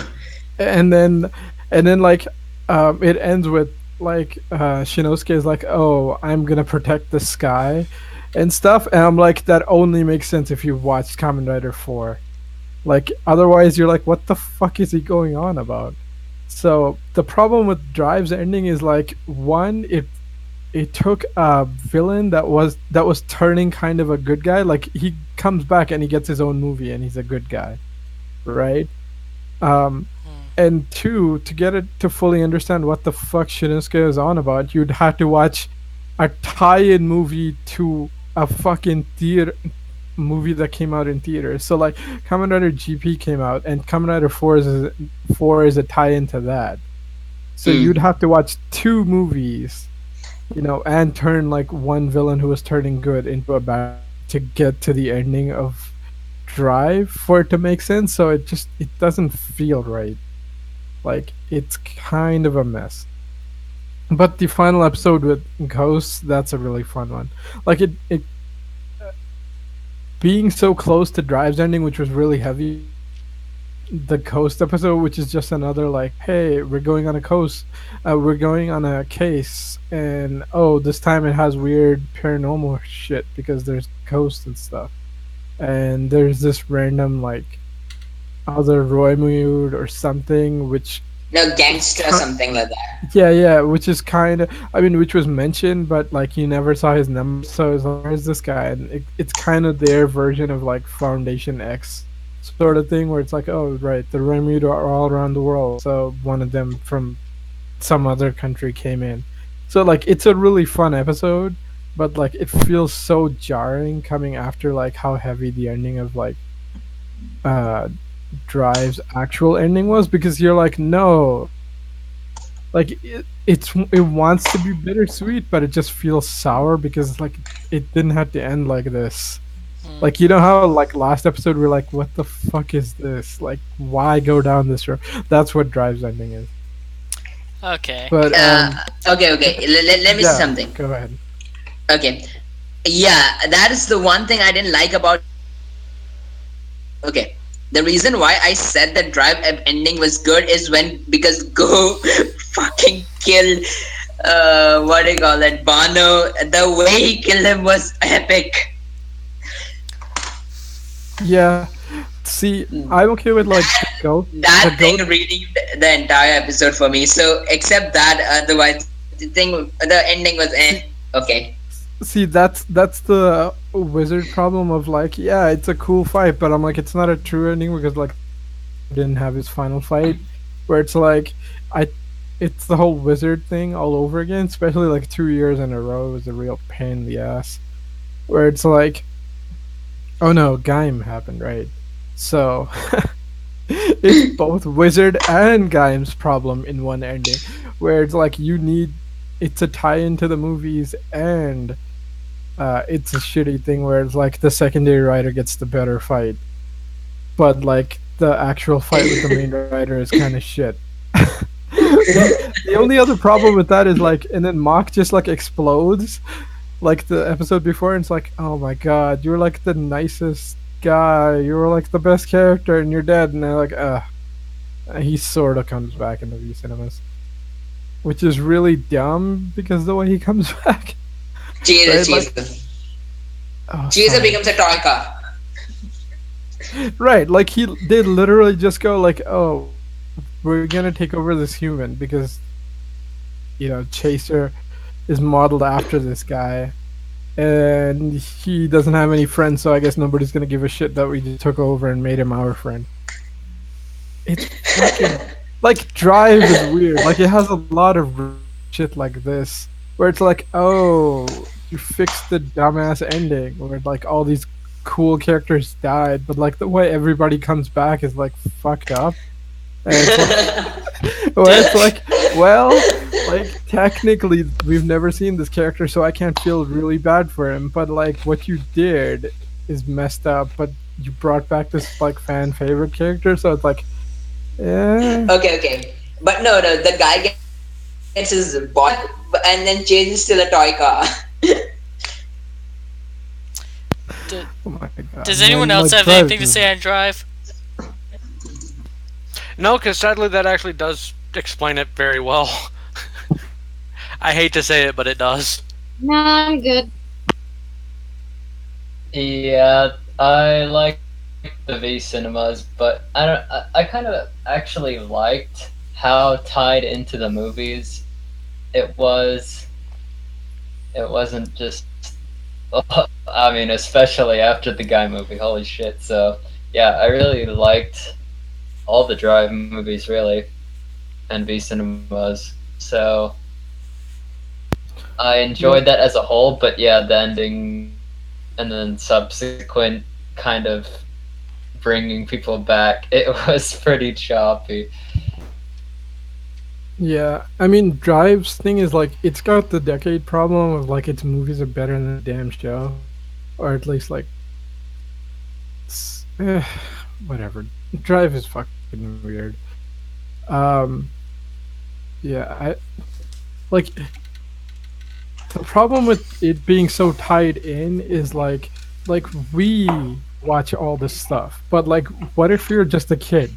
What if you're just a random person in Japan? Like unless you've seen all of this crazy shit, which is some of it's really hard to fucking find. Like you would kind of miss important parts of the show. Like here's an example. Okay, when like in Ex-Aid, when Ex-Aid's naming off all the dead people, he names like Taiga's friend. How many people even knew that's what the fuck Taiga was Yeah. on about? You know, where it's like, oh, Ex-Aid, that guy. When Taiga says that, it's because Ex-Aid named his friend, who was the first Kamen Rider Snipe. Yeah. No, no, no. Wait, he tried being the first Kamen Rider snipe. Well, Compatible. He died.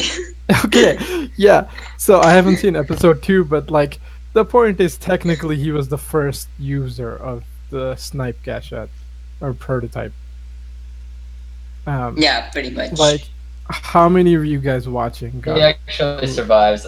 He just gets like put in a coma for a while. Oh, wait, who? His friend, doesn't he survive? No, no, no, no, no, no, no. He doesn't. He disappears and like he dies like how after getting infected by Buckster virus, people die, right? Oh, all right. Wow, I must be thinking of something else. Oh my god. Anyway, I guess we should move on to Ghost. Ghost ending was amazing. Yeah, it's really fun. It's sort of it's very O's like, where it's like, you know what, this is the perfect ending. I mean, we got here in a way just like O's, where like the last arc's not super well thought out, but like Coast is even more of a mess. Um, but the ending is amazing. Yeah, and it also has the X8 thing of like, hey, that shot from the intro is in the final episode. I was like, oh, that's cool. You know what was the worst? Hey, the shot from the intro was ish in the final episode. Gaim. Was it? Oh, I didn't. Well, I Yeah, haven't yeah. seen The shot that. from the intro was like in a like random bullshit that Sagara tells Mai. Hmm, that sucks. I mean, like, at least, at least in Coast and like X8, it's really well tied in because Yeah. it's like, oh, that's really clever. Actually, Ghost does it a couple times where it's like, if you've seen like Ghost's ending or not ending, its intro and it has like the feather things and like, oh, that's just it's a visual thing. It's like, no, that actually gets tied into how Ghost works and stuff. And it's like, it's not as clever as X-Aid, where like literally everything in X-Aid's intro is tied into the show, but it does a pretty good job of taking stuff from the intro and coming back later. But what did the rest of you think of Coast's intro or ending? I guess, yeah, last episode. Yeah, as much as painful as the last arc was, I actually felt pretty good about the final episode. So I'll admit they did a pretty good job summing things up and somewhat setting them up for the V cinema. I haven't seen Ghost. As terrible as Ghost was for me, for as an overall series, the ending was actually based on the series. The ending for me was phenomenal.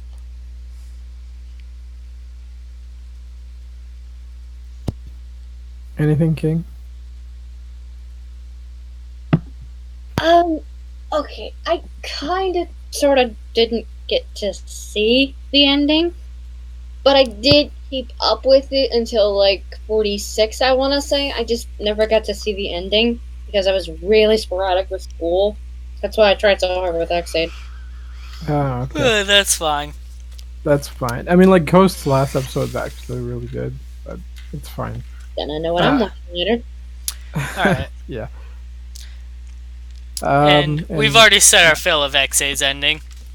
pretty much. The series has ended, but the story isn't over. There's the movie coming out, True Ending, which picks up like soon after the final episode, and then there are going to be 3V cinemas. So there's still going to be some Ex-Aid for quite a while. Game Then is there is forever. Heisei. Then there is Heisei Final. And Ex-Aid will likely be appearing in Heisei Final. Yeah. Uh, No, it seemed that True Ending is a literally set up for Heisei Final. and we did get a little sneak peek of Dan having built a new Gashat. It is a Gashat for Kamen Rider build, the Legend So you Rider. mean build? Okay. Do you mean build a new Gashat? Wow. I guess he did build that. Yeah. I guess Quintavis Lockhart really liked that scene also. I mean, she said it a while, but it took us a long, rambly talk to get back to this. Yeah, that was interesting. Like, Dan building it, I was like, okay, technically Build is gonna use what the fuck he fought with Dan for to build the Ex-Aid Legend Rider stuff. It's kind of clever that, like, Dan also built one, so I'm like, there you go. Like, they don't actually need anything. They just have to fight people once and kind of figure out their abilities to build one. Dan didn't even have to fight the other Legend Riders. He just Wikipedia'd them, and he's like, "Oh, okay, time to make a Gashat." Yeah, Hey, okay. check out all these videos of Ex-Aid just fighting people on the internet. Oh my god. Considering he's a public thing. You know what? So in Dan's case, it makes sense. I'm not so sure how Build is gonna do its thing. Okay. In Hey, fairness do you to guys Dan, Do you guys want spoilers? No. Do you guys Actually, want you go. spoilers? No, right? Okay, Nah. fine. Wait. no, Vashi, In- you in go first, fair- and then Drago, you can spoil us, maybe. in fairness to Dan just building a random Gashat for him using the internet, that's how Tomoko found out about the fucking Kamen Riders in Force. Yeah. But, like, Forza was an anniversary show, and that was the. It was supposed to. I make a don't lot of care, it's reference- canon, it's all over the internet. Okay, so was Ex-Aid. Yeah. That was the Well, point. Ex-Aid is a public writer, so it makes sense. I mean, yeah. Even Dan can search about riders over the internet, stalk the riders like when they're fighting. Yeah, that's what Dan did. Here's the thing, like, Ex-Aid, it makes sense because they did, like, a public announcement. Hell, they even had the 3D models and stuff. So Ex-Aid, it makes sense. Like, the weirder stuff is like how, okay, Dan, yes, I'm powered by the undead. I'm like, how do you put that in a Gashat? I use magic. I'm like, how do you do that? Like, I have time travel powers. Like, what? Um, like, some of this crazy shit, right? Like, it's insane. It just gets weirder as, like, as you just think about that. Yeah, Dan is pretty smart. Like, I can give Dan because he's just making the approximate, like, visual effects, because, like, okay, you can cobble together wizard film style because it's just a wizard looking thing with the mage bugster's fire ability. So I'm like, yeah, you could kind of do it, but, like, the super speed ones, like, how do you do that shit? Oh, also, this reminds me of something. Like, in the final episode when like Kronos does his thing, and then you see like the green backlights. Like I guess they're always there, but I really noticed it for a second. I'm like, you know what would have been badass because they kind of look like car lights if the fucking Drive Rider showed up because they don't get affected by slowdown. So I'm Yeah. like, oh my god, that would have been Ugh. such an amazing silver moment. Chisu just runs Yeah. him over. Yeah, pretty much. Like Tridron. That would have been Uh, so good. Like this is one of the things where like I kind of wish we had crossovers in the shows for like moments like this where it's like we could fit drive right here. It would have been perfect. Like we could have put Foundation X like a couple episodes ago or like other things. It would have been like, you know, yeah, Foundation X never became relevant again after that Brave special. Because all of the toys like shocker, whatever. oh god, yeah. Actually, Cho Super, yeah, they're not even in superhero Tyson. Shocker is because fucking Shocker's in everything. Whatever. Actually, that movie's really fun. Mm. Like, We'll talk I about saw. that another time, though. Yeah, yeah. Uh, we should wrap this up because we're hitting 2 hours. Ex-Aid, I'm going to miss this series. I'm going to miss the Gashats. I'm just going to miss these characters. Uh, and I'm a little worried that Build won't, like, be able to. This was the first Rider series I saw start to finish. I'm worried that Build won't be able to live up to this. Uh, I really like his design. I like that he has a rabbit theme, but I'm not sure how well this plot is going to work out. Here's hoping to a good first episode. Yeah. Uh, Oh, sorry. no, you got it. Yeah. Well, yeah. X8 has been awesome, and I'll miss it once we finish all the V cinemas. But I'm still looking forward to seeing the movie and seeing how all that stuff plays out. But yeah, in terms of build, I've seen two of the actors from the main cast, so I'm confident that the acting skill will be there. The writer for the series has never done tokusatsu, I don't think. Yeah, I think he's a drama writer. Like his Yeah, first so Tokusatsu project. I think this will definitely be an interesting one. It might not satisfy us in the way that Oh, you're X8 talking about has. build. I thought you were talking about my bad. Yeah, yeah, build. Oh, I I have don't no think idea about. yeah, I X8's think writer didn't write Tokusatsu though. yeah, So. I think they did the same thing with build and got another drama writer. But yeah, it should be interesting because the setup for the plot is definitely like whoa, pretty huge. So I'm looking forward to it. Okay, personally, seen the works that the writer has been involved in, and I really enjoy the whatever I've seen that he has put out. I've enjoyed those, so I am actually quite hopeful for Build. What worries me about Build is the toys. I hope they're not gonna go all O's with that or Force with that.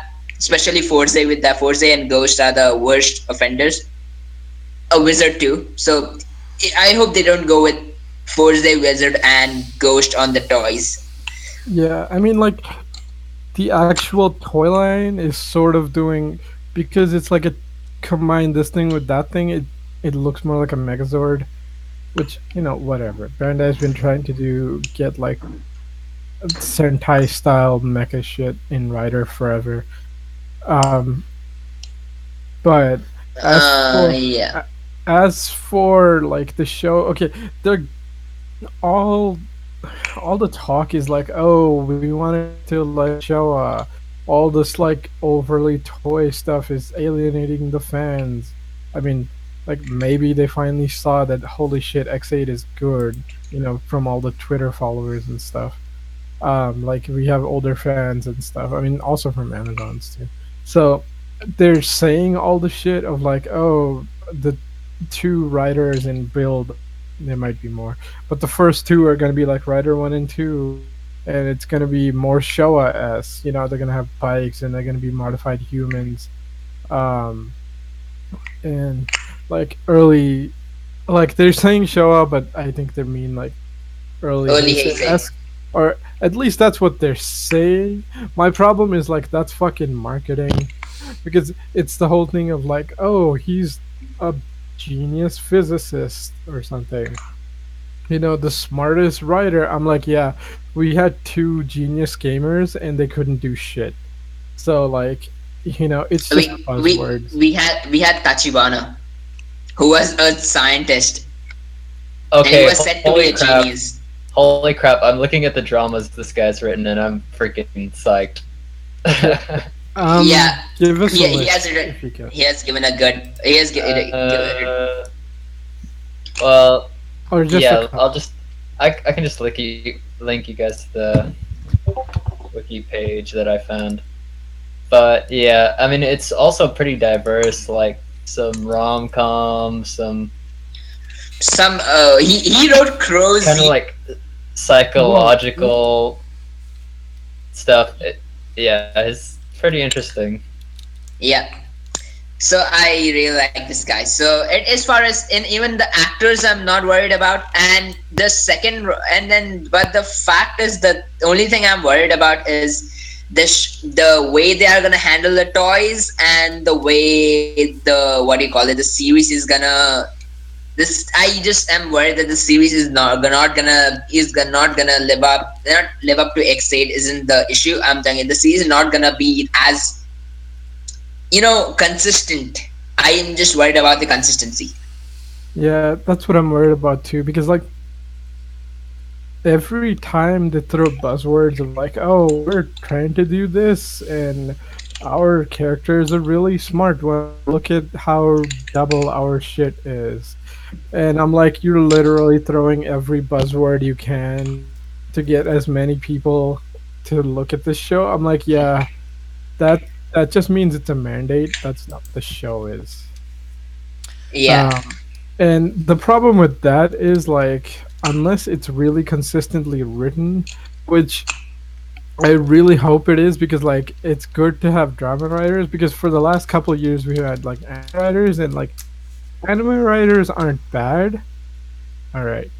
Yeah, anime writers aren't bad. They just had this point of like the way you do stuff dramatically in an anime doesn't translate well to a physical medium, like see all the comedy for double. It just doesn't work. And so like also, writer shows tend to be like twice as long. So if you're giving somebody who's a drama writer, even if they're writing something long, just like X8, they can break it up into arcs and it works fine. mm. Yeah, X8 was great, really solid. Final arc was kind of dragged out, but this last episode fixed a lot of that. Um, I really hope build is good. Like I don't hate it, but like it's more like I've kind of seen Bandai shit before, and like this is literally the type of crap they said about Wizard, and they messed with it like halfway through, and like I don't want that to happen to build, because it looks like it could be great. And having two good writer shows year after year is something we haven't had in a long time, and I kind of really want it, because like from Amazon's and like X8 being solid, we probably have a lot more viewers, or maybe not more viewers, a lot more consistent views of rider shows than we've had in a while. And if build is good, then it really would be a real help in like gelling the community together. So I hope it's good. What do you guys think? Yeah, I pretty much said everything I need to say.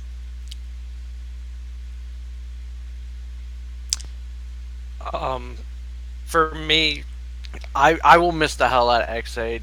Well, yeah, we have the V cinemas and all that. the time frame for this stuff getting released is usually pretty. It's usually a pretty big time frame. This stuff usually doesn't come out fairly quickly after the series ends. So I'm looking forward to all the V cinemas for it. Um, the issue I have with Build is it looks fantastic with what little bit I've seen of it, but Ex-Aid has my standards so high that I'm worried Build won't live up to it. I'm sure I'll enjoy it, but I don't think I'll enjoy it as much as I enjoyed Ex-Aid unless the series starts off just absolutely phenomenally. King? I have one priority when I do this. I always try to, if I ever start a new series, especially if it's during a current one that I like, I try to keep it at ground zero. Because I don't care what expectations I have from the last show or whatever I'm watching, I want to keep it at base level. And Ex-Aid made that hard to do because this was an incredible ride. I had so much fun. But Build is looking better and better by the day, and I cannot wait to see what's coming.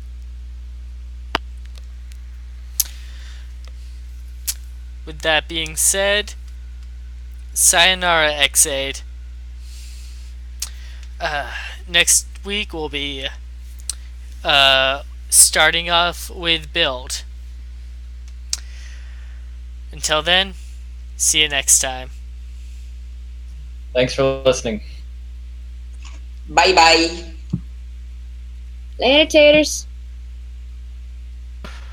Later, everybody, and like I said, next week will be the first episode of Kamen Rider Build. I hope you guys join us. For those of you who, are willing to stick out for the new series.